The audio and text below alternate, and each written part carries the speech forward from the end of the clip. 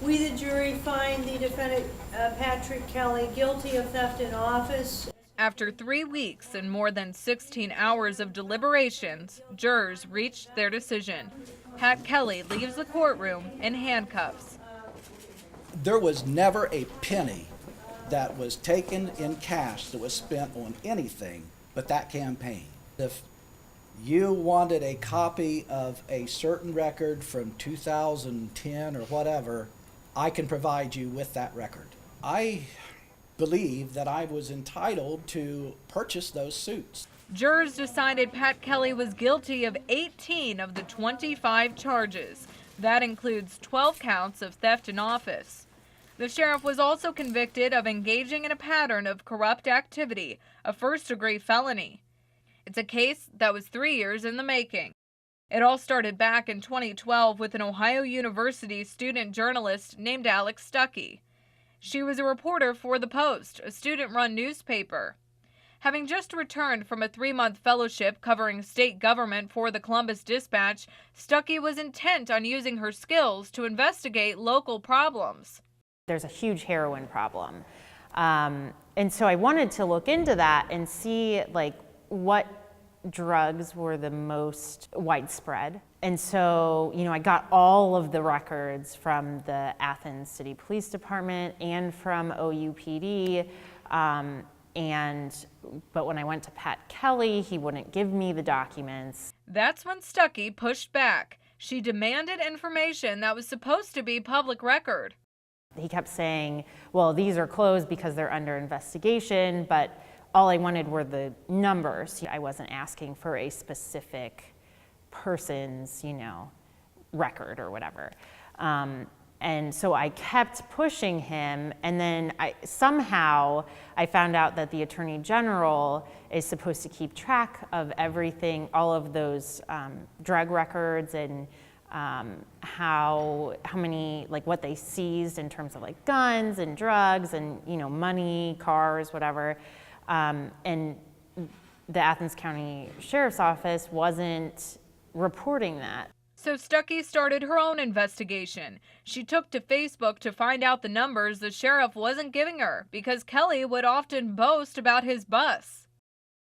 We seized 2 cars and $10,000, and we're doing this great job in keeping drugs off the streets, because that was kind of his thing. We're keeping drugs off the streets. I have this drug task force, and that's part of the reason why I got interested in doing it, because that was just one way to document something that was seemingly undocumentable.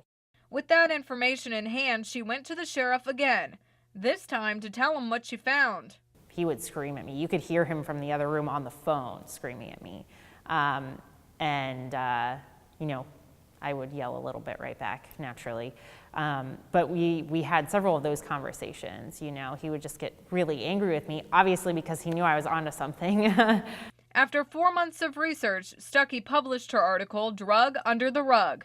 It pointed out specific instances where the sheriff's reports to the Attorney General were inaccurate.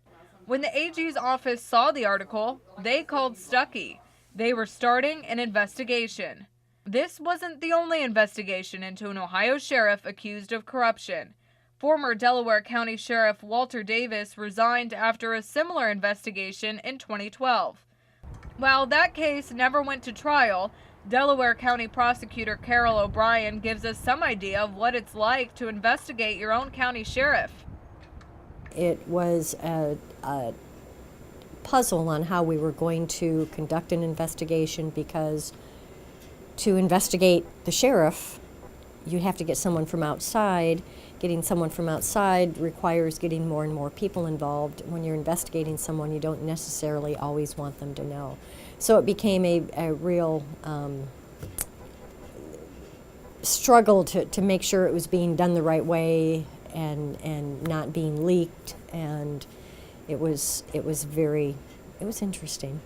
O'Brien says what is different about this type of case is the publicity. The highest-ranking cop in her county is now out of office. The whole affair was very disheartening. There was a real lack of morale in the sheriff's office during the time that this was going on. The deputies felt like there was no one they could really look up to and trust.